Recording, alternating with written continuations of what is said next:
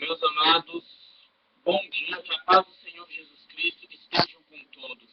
Nessa manhã eu estou aqui mais uma vez para falar a vocês um pouco sobre o derramamento do Espírito Santo, relatado no livro de Atos dos Apóstolos, capítulo 2.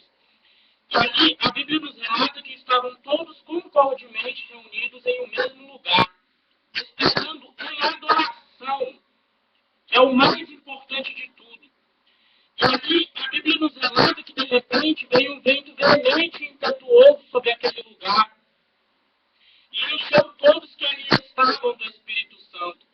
Eu creio, meu amado e minha amada, que ali eles já sabiam que seria um dia diferente, que algo sobrenatural aconteceria. Ali naquele dia todos foram cheios, não foram apenas um. Mas por quê? Porque eles estavam esperando. Eles sabiam que Deus iria fazer algo tremendo naquele lugar, que é algo forte.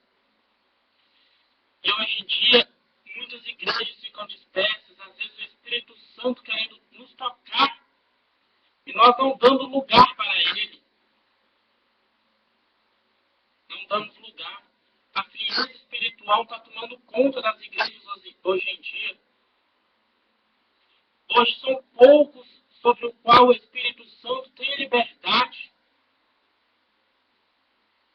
Meu amado, minha amada, que você venha deixar o Espírito Santo ter liberdade sobre você, porque o seu corpo é templo e morada do Espírito Santo de Deus. Que nessa manhã você venha deixar o Espírito Santo te tocar, que ao ver esse vídeo você venha a sentir algo diferente. A Bíblia também nos relata no livro de João, e eis que nos últimos dias eu derramarei sobre toda a carne do meu Espírito Santo.